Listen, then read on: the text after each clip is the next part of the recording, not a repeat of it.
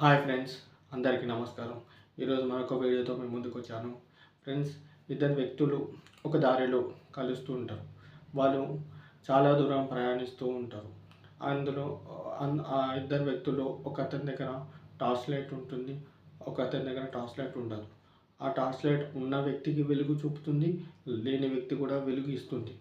అలా వాళ్ళు చాలా దూరం ప్రయాణించినాక వాళ్ళ దారులు వేరైపోతుంటాయి. ఒక టార్చ్ లైట్ ఉన్న వ్యక్తి లెఫ్ట్ సైడ్ వెళ్తే, టార్చ్ లైట్ లేని వ్యక్తి రైట్ సైడ్ వెళ్తున్నాడు. అలా వెళుతూ ఉండగా టార్చ్ లైట్ లేని వ్యక్తి ఈజీగా వెళ్ళిపోయింది టార్చ్ లైట్ ఉన్న వేసుకోండి. కానీ టార్చ్ లైట్ లేని వ్యక్తి అక్కడ 10 అడుగులు వేసిందో లేడు, అతనికి ఒక భయం, ఒక బాధ, దుఃఖం వచ్చేసింది. అరే, అతనికి మనం టార్చ్ లైట్ ఉన్న వ్యక్తితోటి ఈజీగా నడిచిన, కానీ ఇప్పుడు ఏందిరా భయం, ఇలా అయిపోయింది. భయం, నా దగ్గర కూడా ఒక చిన్న దీపము, ఒకటి చిన్న టార్చ్ లైట్ ఉంటేనే బాగుండును అని బాధపడ్డాడు. కథ ఇక్కడికి అయిపోయింది. కానీ కథలో ఏంటంటే, మన జీవితంలో ఎవరైనా సరే చివరి వరకు దారి చూపుతా అనుకోవడం మూర్ఖత్వం. మన దగ్గర చివరి వరకు చూపరు. ఎంతవరకు చూపాలో అంతవరకు చూపిస్తారు. తర్వాత మన దారి మనం వెతుక్కోవాలి. మన సేఫ్టీ మనం సంపాదించుకోవాలి.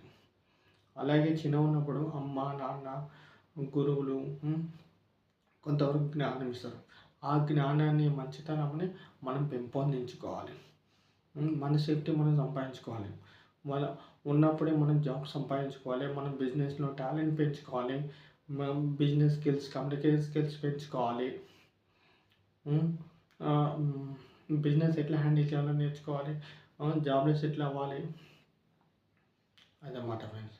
చివరి వరకు ఎవరో ఒకరు ఉంటారు అనుకోవడం మూర్ఖత్వం. ఎవరు ఉండరు.